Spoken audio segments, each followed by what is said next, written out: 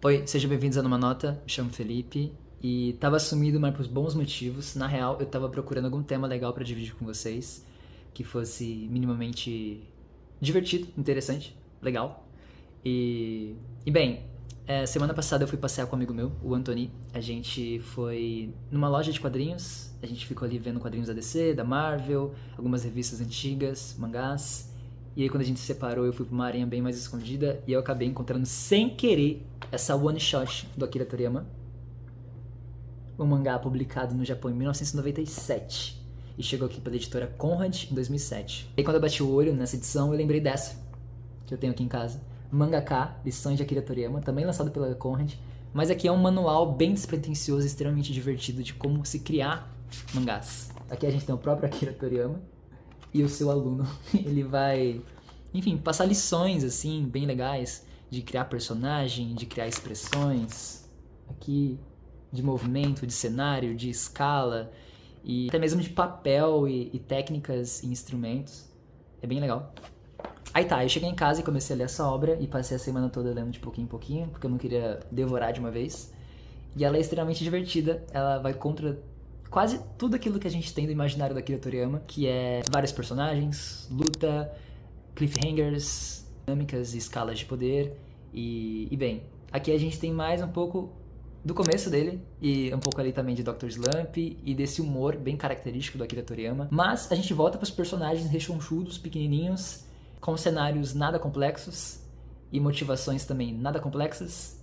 Na real, é uma história muito simples e ela é sustentada pelo humor, pelos seus personagens. Também é um toque do Akira Toriyama, né? A forma como ele cria seus personagens, bem característicos e cada um com sua personalidade. E deixa eu explicar eles também, né? A gente tem aqui o Pai Fu, que é esse vampiro verde aqui.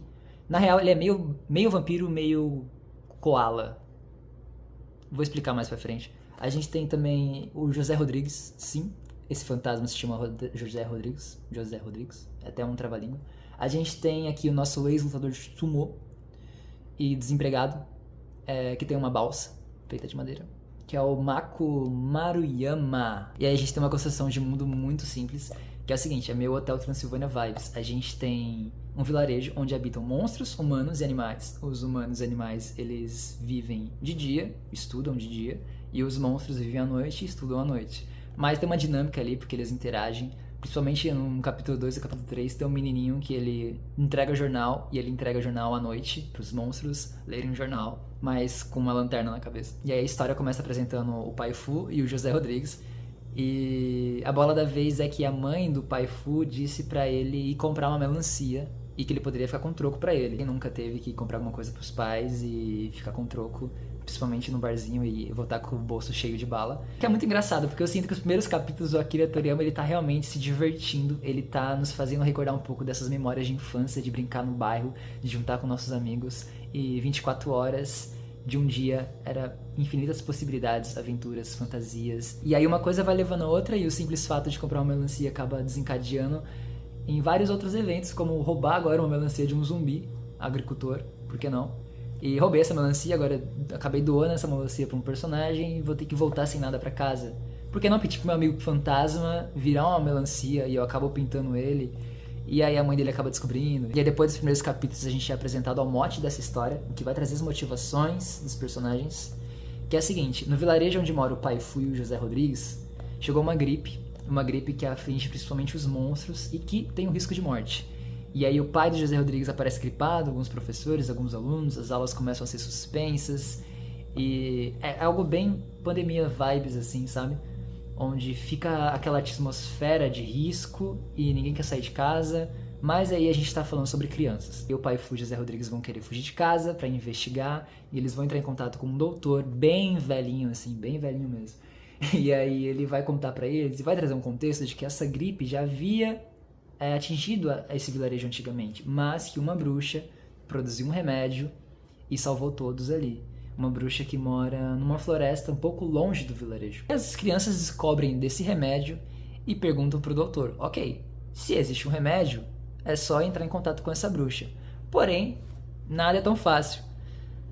Como já estava alguns dias dessa gripe ali no ar, os adultos todos pegaram. E o único disponível dos adultos era esse velho, extremamente velho. Então, o pai Fu, o gênio que ele é, ele fala, por que não ir eu e o José Rodrigues? Aí tá. Os adultos acabam entrando numa concordância ali de que faz sentido, sim. Só que eles precisam de um carro, né? Porque é muito longe sair do vilarejo e até essa floresta onde habita essa bruxa. E também porque eles vão passar por umas cidades de humanos. E nesse mangá tem um lance muito legal que é, por mais que eles vivem ali em um vilarejo bem harmonioso, onde coabitam tanto monstros quanto humanos e animais, o resto do mundo não compactua muito com isso. Porque as cidades dos humanos enxergam os monstros com muito preconceito, com pavor, com medo. E aí o Toriyama nos traz esse subtexto, né? Então essas crianças vão precisar entrar numa aventura e vão ter que atravessar todo esse caminho, passar por algumas cidades de humanos até chegar nessa floresta onde habita essa bruxa. E eles precisam de um guia, de uma pessoa que saiba dirigir. E no meio dos primeiros capítulos a gente é apresentado ali entre as aventuras do pai Fu do José Rodrigues, um humano, que é o nosso ex-lutador de sumô, o Mako, Maruyama. E o Mako, a gente descobre que ele era um lutador de sumô, mas que a sua carreira acabou porque ele acabou arremessando um oponente e esse oponente bateu a cabeça e morreu. E aí ele foi considerado como um assassino. Isso foi bem visto para alguns e não para outros, mas ele sentiu muito peso da culpa e se afastou da profissão e se isolou. Ok, o Mako, na real, é convencido de levá-los até a floresta porque ele receberia um pagamento em dinheiro. Na real, o pai Fu ofereceu um pagamento, mas era uma mentira. E bem, a gente sabe disso, o Mako não. E é legal que aqui o Akira Toriyama nos traz um subtema novamente, que é o peso da culpa do personagem do Mako. Aliás, toda a construção do Mako é bem interessante, porque Maruyama, o sobrenome dele, é um sobrenome que em japonês significa sólida, redonda.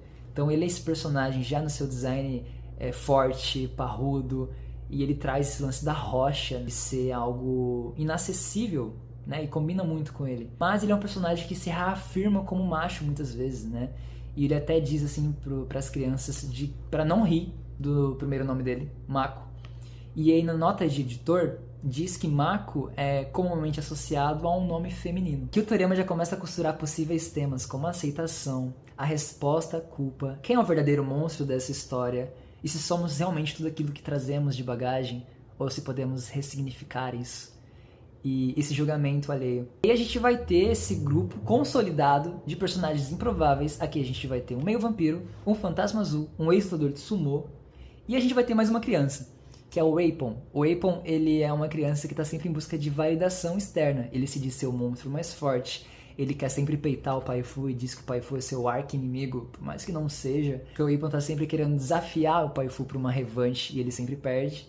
E bem, e esses quatro se unem nessa viagem e pegam a estrada, o que vai gerar ótimos momentos, como por exemplo, eles terem que parar para abastecer o carro, e aí o Maruyama ele vai descer para ir no banheiro e vai deixar o carro e as crianças ali, sozinho. Aí as crianças entram no carro, batem o carro, quebram o carro, e agora, sabendo do temperamento do Maruyama e que ele ia ficar extremamente bravo, elas decidem substituir o carro, como se ele não fosse perceber. A história nos diz isso, e na página seguinte aparece um carro, e desse carro sai uma gangue, e aí eles começam a sair na porrada, o Maruyama volta do banheiro, ele acaba enfrentando o boss ali, que era um cara grandão, chefão, e o que fica é, chegou essa gangue, e essa gangue supostamente quebrou o carro, e começou a brigar com as crianças, e depois que eles derrotaram a gangue, o Maruyama percebe, cara, se eles fizeram isso com vocês, nada mais justo que a gente roubar o carro deles. E aí o Maruyama jamais vai ficar sabendo que foram as crianças que começaram tudo isso. Eles pegam a estrada, né? Aí eles continuam a viagem, e vai ter vários momentos que eles vão parar pra comer, pra tomar banho, pra dormir. E tem um momento que as crianças sacam óculos de sol assim, porque elas não suportam a luz do dia. É muito engraçado. E aí eles chegam na cidade dos seres humanos, e o pai Fu repara que um senhorzinho foi assaltado. E ele vai dessa porrada nesse bandido, dá a bolsa pro senhorzinho, o senhor agradece e dá um trocado pra ele. Esse trocado que tava lá no começo. E aí ele vai decidir comprar algodão doce pra todo mundo. E ele vai nessa barraquinha. E aí esse cara fala, tipo assim, vocês são monstros? Eu não vendo pra seres como vocês. Aí o Maruyama vai tirar satisfação com esse vendedor aqui. E aí esse vendedor vai, inclusive, reconhecer o Maruyama das épocas de luta e vai chamar ele pelo apelido, o Vulcão. E aí ele vai dizer assim que inclusive muitas pessoas sentem saudade do Maruyama e daqueles golpes matadores. E aí você vê aqui essa balança das pessoas que o julgaram e das pessoas que ainda compactuam com essa violência desmedida.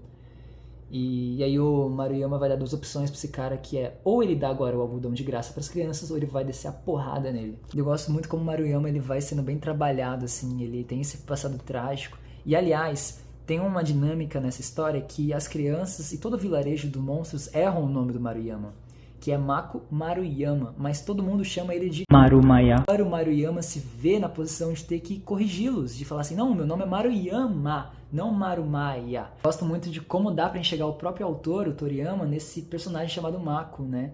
Porque o Toriyama fechou Dragon Ball clássico em 95 e essa obra é de 97. E Dragon Ball, sim, é uma obra que saiu do surreal, né? Dessas situações que envolvem dinossauro, lutas, artes marciais, tecnologia, aliens, outros planetas, esferas do dragão, referências à China, mas ao mesmo tempo acabou sendo resumidamente apenas a luta. Iko é uma obra muito bem escrita e extremamente inteligente. Eu sinto que aqui o Toriyama conseguiu, de uma forma artística, se revitalizar, se reestruturar e se revisitar. Ele conseguiu olhar para tudo aquilo que veio antes, o seu passado, aquele ciclo que se fechou, que durou 11 anos, que o consagrou como um dos maiores mangakas da história, como uma das maiores obras mais influentes do mundo, que é Dragon Ball. Ele conseguiu fazer crítica aos seus personagens, aquela dinâmica daquela história, que era da violência desmedida, que era dessa expectativa de lutas maiores, e ao mesmo tempo olhar para aquilo que funcionava, que é o humor, que são os seus personagens carismáticos, que são esses grupos improváveis, e construir uma história extremamente leve e divertida, que fala com todos os públicos. Você consegue ler essa história sem se atentar muito aos temas ali e só se divertir porque é extremamente engraçada.